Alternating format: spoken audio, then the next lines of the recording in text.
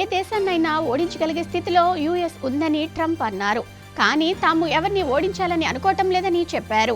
వాణిజ్యం విషయంలో ఒకవేళ భారత్తో కఠినంగా వ్యవహరిస్తే చైనాతో ఎలా పోరాడతారు అని రిపోర్టర్స్ అడిగిన ప్రశ్నకు ఆయన పై విధంగా బదులిచ్చారు. అమెరికన్ల కోసం గతంలో తాము అద్భుతంగా పనిచేశామన్నారు. యుఎస్ ప్రెసిడెంట్ ట్రంప్ భారత ప్రధాని మోదీకి అవర్ జర్నీ టుగెదర్ అనే బుక్ను గిఫ్ట్గా అందజేశారు. Mr prime minister you are great అని బుక్పై సంతకం చేసి ఇచ్చారు. 2020లో భారత్లో తాను పర్యటించినప్పటి ఫోటోలను అందులో పొందుపరిచారు. హౌడీ మోదీ, నమస్తే ట్రంప్ వంటి ఈవెంట్లకు సంబంధించిన ఫోటోలు కూడా అందులో ఉన్నాయి.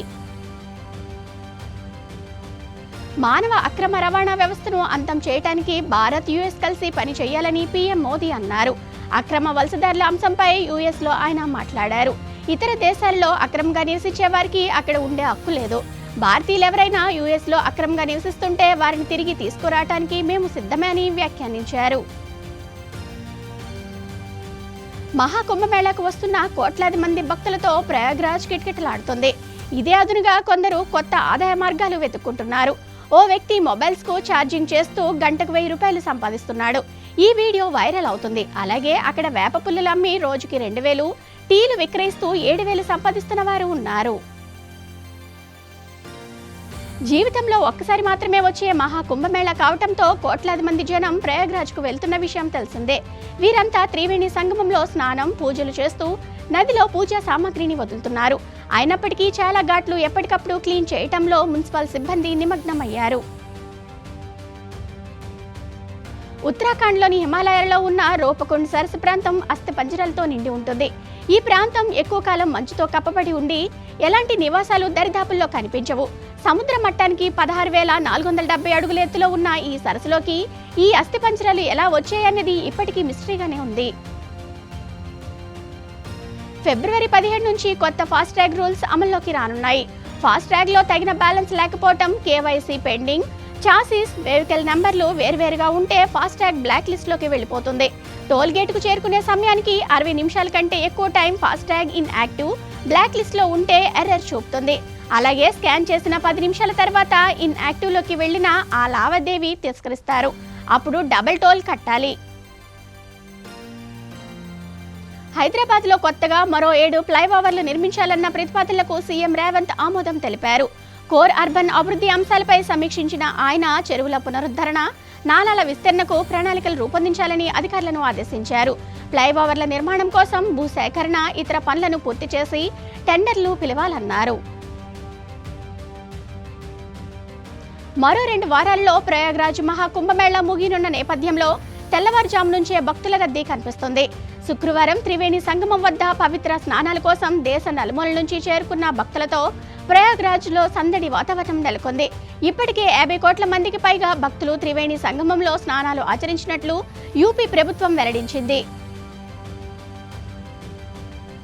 అమెరికా, ఫ్రాన్స్లో భారత ప్రధాని నరేంద్ర మోదీకి లభించిన గౌరవ మర్యాదలపై సోషల్ మీడియాలో చర్చ జరుగుతుంది. ఫ్రాన్స్ నుంచి బయలుదేరినప్పుడు మెక్రాన్ ప్రోటోకాల్ను పక్కన పెట్టి మోదీని స్వయంగా విమానం ఎక్కించారు. ఆయనకు నమస్తే టాటా చెప్పారు. ఇక వైట్ హౌస్లో డొనాల్డ్ ట్రంప్ ఏకంగా మోదీని కుర్చీలో సాదరంగా కూర్చోబెట్టి ఆయన సందేశం రాశాక మళ్లీ కుర్చీని వెనక్కి జరిపారు. ఇది భారత్కు పెరిగిన మర్యాదని నెటిజన్లు అంటున్నారు. స్వచ్ఛ ఆంధ్ర, స్వచ్ఛ తివాస్లో భాగంగా ఏపీ సీఎం చంద్రబాబు రేపు నెల్లూరు జిల్లాలో పర్యటించనున్నారు. ఉదయం ఆయన కందుకూరు టీఆర్ఆర్ కాలేజీలో హెలీప్యాడ్ వద్దకు చేరుకుంటారు. అక్కడి నుంచి రోడ్డు మార్గాన వెళ్లి దూపగుంట శివార్లోని వేస్ట్ ప్రాసెసింగ్ యూనిట్ను ప్రారంభిస్తారు. అనంతరం స్థానికులతో కలిసి పారిశుద్ధ్య కార్యక్రమంలో పాల్గొంటారు. ఏపీ మాజీ డిప్యూటీ సీఎం ఆళ్ల నాని టీడీపీలో చేరారు. ఆయనకు కండువా కప్పి సీఎం చంద్రబాబు పార్టీలోకి ఆహ్వానించారు. వైసీపీ హయాంలో ఆయన డిప్యూటీ సీఎంగా పనిచేసిన విషయం తెలిసిందే. 2024 ఎన్నికల్లో ఓటమి తర్వాత పార్టీకి రాజీనామా చేశారు. ఆ తర్వాత టీడీపీలో చేరికకు ప్రయత్నించగా స్థానిక నేతలు అభ్యంతరం వ్యక్తం చేశారు. అనేక చర్చల అనంతరం ఎట్టకేలకు టీడీపీ గూటికి చేరారు. ప్రేమికుల దినోత్సవం విశాఖలో ఎంతో ప్రత్యేకం. ఆకుపచ్చ మొక్కలు ప్రేమకు ప్రతిరూపాలుగా నిలుస్తున్నాయి. పెద్ద వాల్తేరులోని జీవ వైవిధ్య ఉద్యానవనంలో ఉన్న హోయా మొక్క ఆకుల హృదయ ఆకారాన్ని పోలి ఉంటాయి.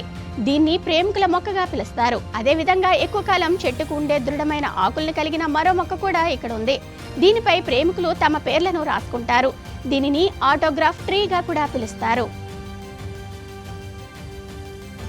తిరుమలలో భక్తుల రద్దీ పెరిగింది. టోకెన్ లేని వారికి శ్రీవారి సర్వదర్శనానికి 18 గంటల సమయం పడుతుంది. అలాగే వైకుంఠ క్యూ కాంప్లెక్స్ లోని 31 కంపార్ట్మెంట్లలో భక్తులు వెంకటేశ్వరుడి దర్శనానికి వేచి ఉన్నారు.